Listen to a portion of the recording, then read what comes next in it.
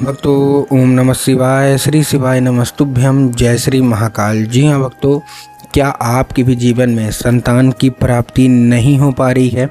आप लोग बहुत ज़्यादा परेशान हो संतान की प्राप्ति को लेके कि आखिर हमारे जीवन में संतान क्यों नहीं हो रही है।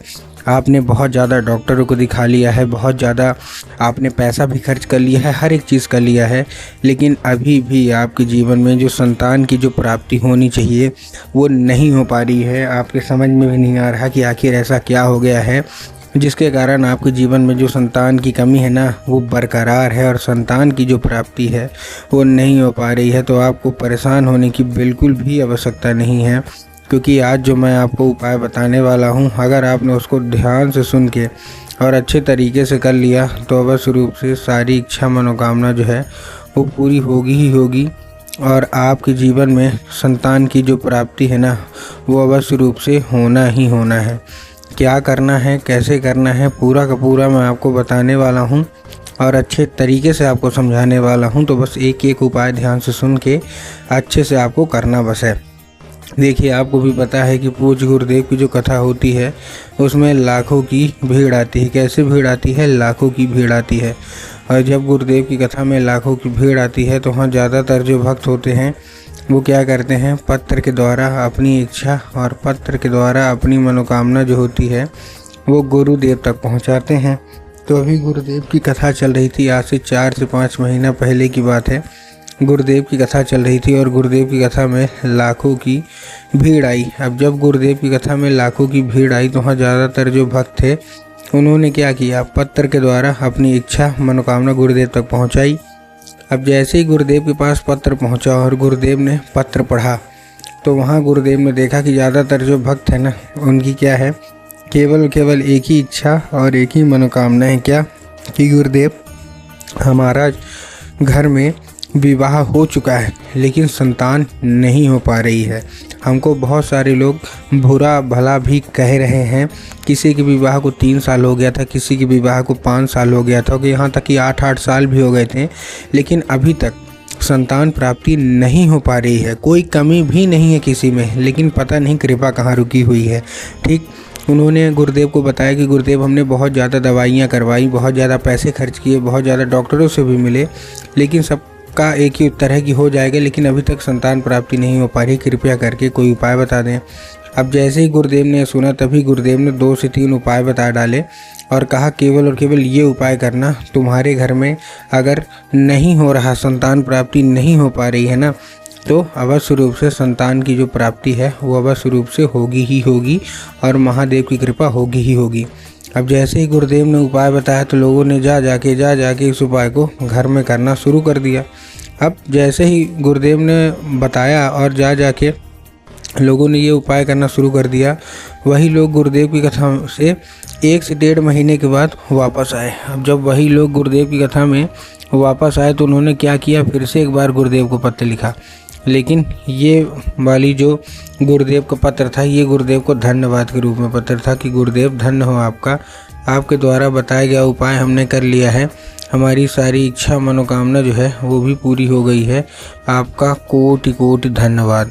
तो देखिए, जो लोग भी मेरी आवाज़ अभी सुन रहे हैं ना, अगर आपको भी जानना है कि आखिर ऐसा कौन सा उपाय है जिसको करने मात्र से इच्छा मनोकामना जो है वो पूरी हो जाती है, तो चलिए हम बताते हैं आपको आज की इस वीडियो के माध्यम से कि आपको करना क्या है। तो बस उपाय ध्यान से सुन के अच्छे से करिएगा ज़रूर। तो देखिए, जो हमारा सबसे पहला उपाय है, इस उपाय में आपको करना क्या है, जो आपको सबसे पहला उपाय है, इस उपाय में सबसे पहले आपको लेना है 3 काली मिर्च और साथ में आपको लेना है 1 धतूरा। तो 3 काली मिर्च लिए, साथ में आपने 1 धतूरा ले लिया। धतूरा लेने के बाद आपको करना क्या है, केवल एक नाम लेना है। कौन सा? पहली बात तो एक चीज़ ध्यान रखना है कि जैसे आपने लिया, लेने के बाद आपको सबसे पहले दक्षिण दिशा में खड़े हो जाना है और उत्तर की ओर अपना चेहरा कर लेना है। अब देखिए, दक्षिण और उत्तर में भी ना बहुत सारे लोगों के मन में कन्फ्यूज़न आता है कि दक्षिण क्या है, उत्तर क्या है, हमको थोड़ा साफ साफ बताओ। तब गुरुदेव ने साफ साफ बताया है कि आप जिस भी शिव मंदिर जा रहे हैं उस शिव मंदिर का जिधर साइड जलाधारी होगा आपको अपना चेहरा उधर साइड करके खड़े हो जाना है। ठीक, खड़े हो गए। खड़े होने के बाद आपको क्या करना है, एक नाम लेके, कौन सा? महादेव को बहुत ही सुंदर सा नाम है, श्रम्भेश्वर महादेव। तो आपको करना क्या है, आपको श्रम्भेश्वर महादेव का नाम लेके और उन्हीं का स्मरण करके आपको चुपचाप क्या कर देना है, अर्पित कर देना है बस।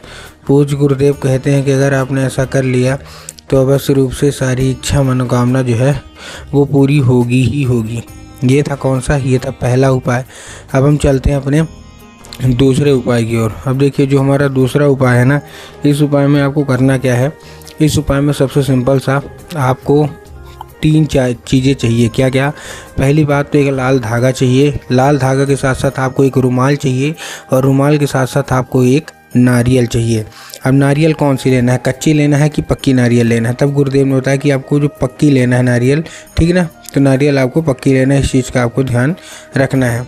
दूसरी चीज़, कपड़ा, वो जो रुमाल है वो सफ़ेद कलर की होनी चाहिए, इस चीज़ का भी ध्यान देना है।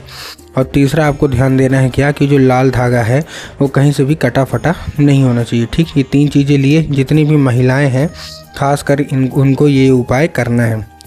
लेने के बाद आपको करना क्या है, जैसे आपने लिया उसको लेने के बाद केवल और केवल आपको एक काम करना है। क्या काम करना है? पहुंच जाना है सीधे सीधे शिव मंदिर।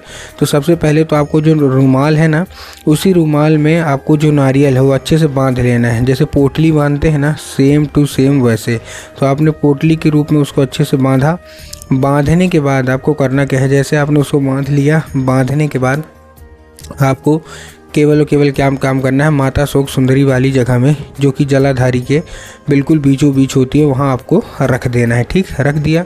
अब रखने के बाद आपको करना क्या है, वो जो लाल धागा आपने लिया है ना, तो लाल धागा आपको केवल काम क्या करना है कि जो लाल धागा है सबसे पहले उसको 11 बार क्या करना है, बाबा भोलेनाथ के ऊपर आपको फेरना है। चढ़ावा जैसे फेरी फेरते हैं ना, सेम टू सेम वैसे। तो आपको बाबा भोलेनाथ के ऊपर क्या करना है, उसको फेरी टाइप में बांधना है।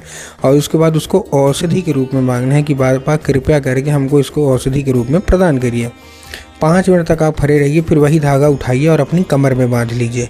पूज्य गुरुदेव गारंटी देके कहते हैं कि मात्र 1 से 1.5 महीना ये उपाय करोगे ना, तो अवश्य रूप से आपके जीवन में संतान की जो भी कमी चली आ रही है वो दूरी होगी और संतान प्राप्ति होगी ही होगी।